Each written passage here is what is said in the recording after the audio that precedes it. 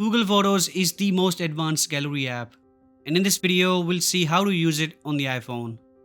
So, let's get into it. Install it from the App Store and open it. Google Photos requires a Google account, and if you have signed in on this device before, you'll see your account. However, I'm going to tap here and add a different account. You can leave the backup checked. I'll turn it off for now and enable it later. Tap Get Started and allow the notification permission. We also need to allow full library access to view the media. Here we go.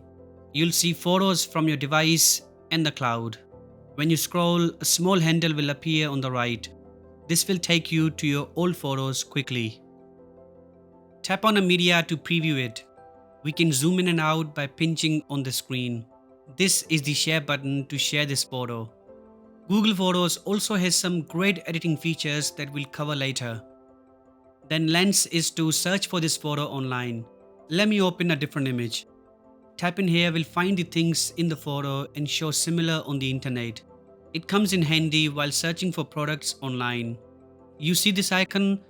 This indicates that this photo is saved only on the device. Clicking here will back it up immediately. We can also cast photos and videos on the TV with this icon. The star is to add this photo to favorites. The photo details and some other options are here. This delete from device will delete the photo just from the phone. You'll find this option when media is saved on the phone as well as on the cloud. This is a way of freeing up the phone storage. You'll also find the media details, size, and whether it's backed up. On the main interface, if you notice, you'll see a tiny cloud icon. This shows that the media is saved only on the cloud. Also, we can download a photo or video by tapping this download button. Selecting multiple photos and downloading them is possible as well. The top plus icon is for creating things. We can make albums, collages, animations, and more.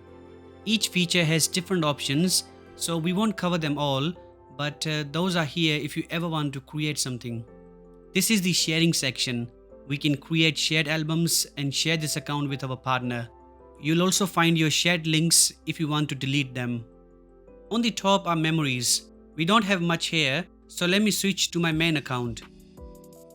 This is better. Swipe left to see categorized memories. Tap on one to preview it. For example, this is a memory spotlight on a friend of mine. We can share this memory with them and view all photos of that day. The Memories tab has a more versatile interface. Tapping a memory shows the memory on the top. Viewing it is the same as the main interface, but we also see all the memory photos down here. Alright, library is where we find a few options. We can access our favorite media from here. Utilities is to add animations, cinematic photos, collages, and more. The free up storage option is here, which deletes all the backed up media from your device. The last is the logged folder to save your photos and access them after inserting the phone's PIN. All the deleted photos are saved in the bin for 60 days. We get plenty of time to restore them. Next is the archive place to store your unimportant photos. You'll also find albums. Those include the automatically created and your albums. Now we'll move to the search tab. The advanced search interface has lots of options. The top is people and pets to see every person on a separate screen. We can name those faces to find them quickly. Tap on a face to see their photos.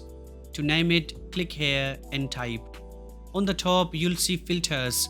Go to this more and add other faces to see photos of them together. Google Photos also brings the heat map of the locations you've been to. As you adjust the radius, you'll see the label showing the total number of photos in that area. Swipe up to see those photos in this location. As you do, you'll notice the pin moving. Other albums created are cities, screenshots, documents, events, receipts, and more. The app automatically creates those based on your activity. Further down, you can explore what you have created in the app or saved from your memories. The search tab lets us search for anything. This includes objects, places, people, colors, documents, and more. Basically, if you have a photo that you can't find, search is the place for it. These things make Google Photos super powerful. The app is intelligent and suggests fixes in photos. If the rotation's not good, it will suggest rotating it. The editor also comes with multiple options. These are suggestions for adjusting the photo quickly.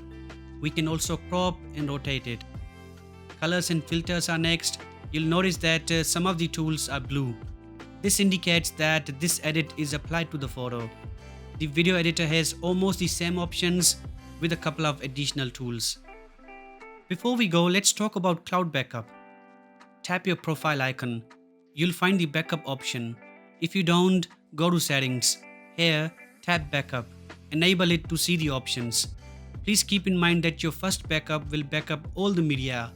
So ensure you are connected to Wi-Fi or you have enough mobile data. You'll find your total and remaining storage. The backup quality brings two options. Storage saver reduces the quality of media to save storage. Original quality will upload the photo to its originality. The last two lines allow Google Photos to backup media on mobile data. When a backup is in progress, you'll notice a ring on your profile icon. Clicking here will show the backup progress.